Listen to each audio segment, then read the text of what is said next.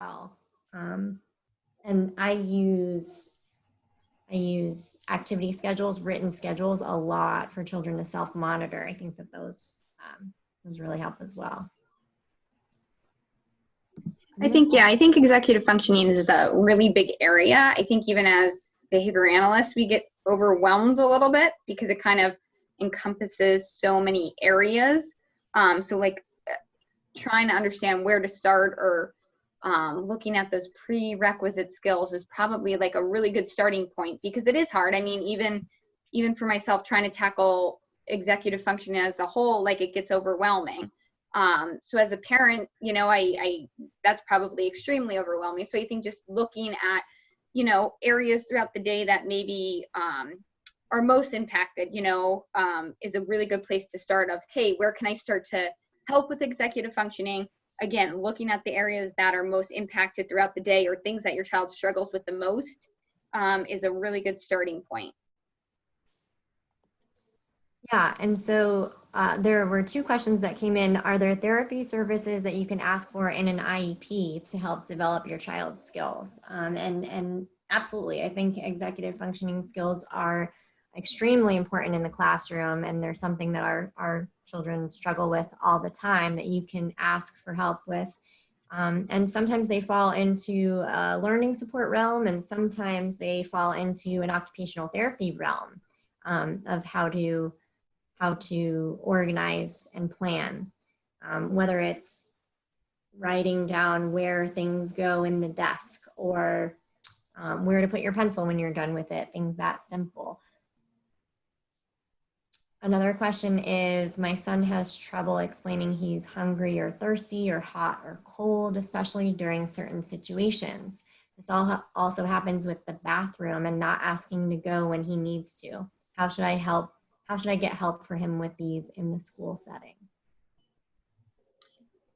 So when you're trying to teach a child to like basically tact or label an internal feeling, if you know outwardly from like knowing your child, okay, I know he's hungry right now because he's displaying this and this, prompting him to tact, I'm hungry, and then making them repeat, or whatever way their communication is, labeling that in that moment, and then continuing to pair that every time you know he's hungry, I'm hungry, or every time I'm hot, he might have a certain behavior, you need to prompt him to tact, I'm hot, and then give him access to a way to get cooler, or I'm hungry, give him access for food. So it's really about kind of making them label it themselves every time they're in that state, and then eventually a lot of times you see them initiate that and label that themselves.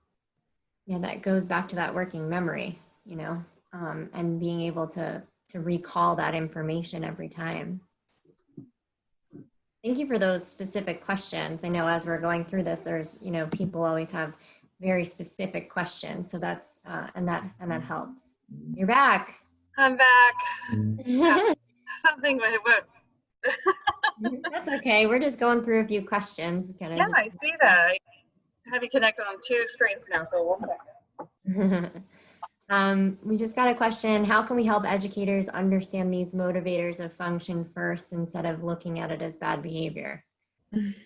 That's a great question. We do that daily. Mm-hmm. Yeah. If you find an answer, we can all collaborate. Yeah.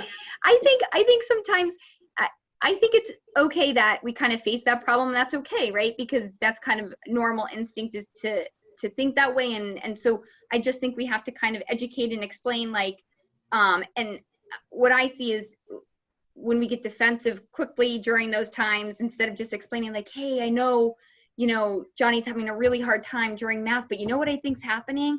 I think he's getting so overwhelmed and he can't follow that much communication, you know, that many steps. Do you think we could try this? So sometimes just like presenting it, the way you present it, I think makes the most impact, at least in the meetings I sit in. I think I absolutely have found success with just explaining it. You know, I think that there are a lot of people who don't know what it is and don't know that there are these deficits. And even if these deficits, you know, are related to autism, I think that they don't understand the intricacy of everything that it really involves in using that part of your brain, and managing and organizing it all.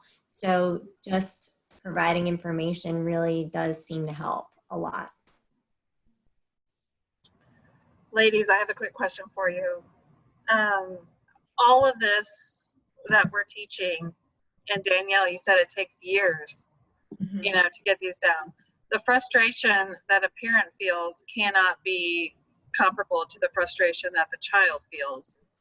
So how do we, you know, work on that, those patients, you know, that's a skill in itself for the adults, right?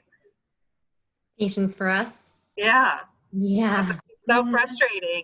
And so how, I mean, we got to learn how to juggle that on our own. Right?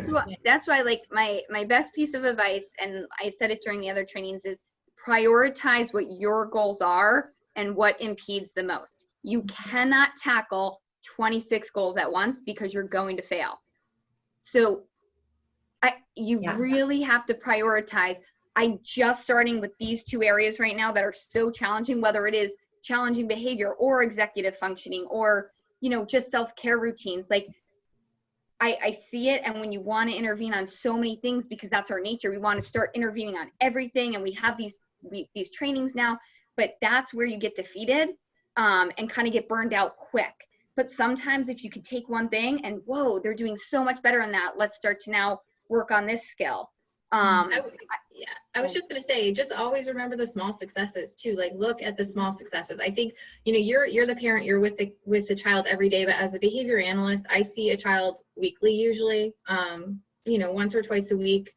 And I am so amazed from sometimes when I see a child from last Tuesday to the following Wednesday, and I'm just like gleaming with joy because I see those small successes. I'm like, he was not doing this last week. And, you know, I know when you're the parent or when you're the behavior tech that's with the child every day, you don't see those small things, but they're there. They are there. If you're working on it and you're teaching, I promise you, you're getting to your ultimate goal. You're getting to your end goal as long as you're consistent and you're committed to it. Because like I said, I'm sure Jen and Joanna see it too. I see it almost every session that my child, at least the child that I'm working with, at least learned one thing since the last time I saw them, and that's a fact.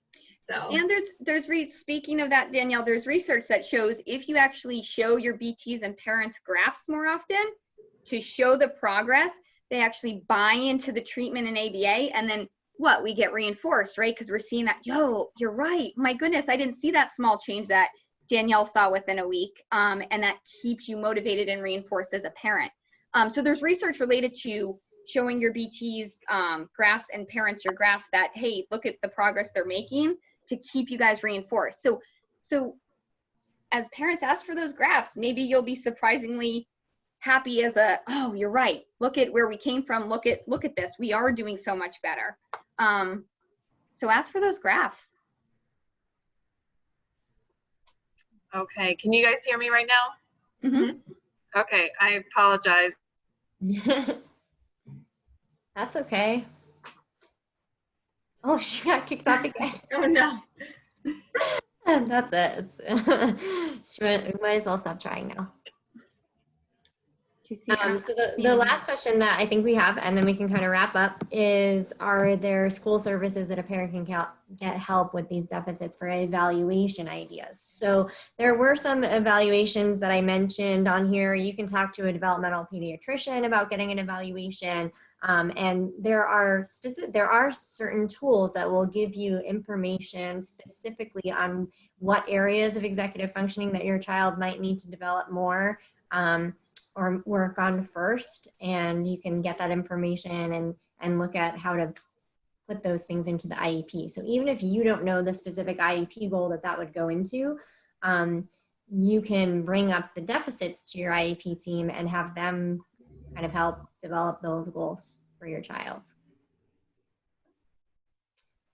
So we just want to thank the Autism Center at Misericordia for having us back again, and we hope you learned something and appreciated the information. And thank you. Thanks, everyone. Thank you. Bye.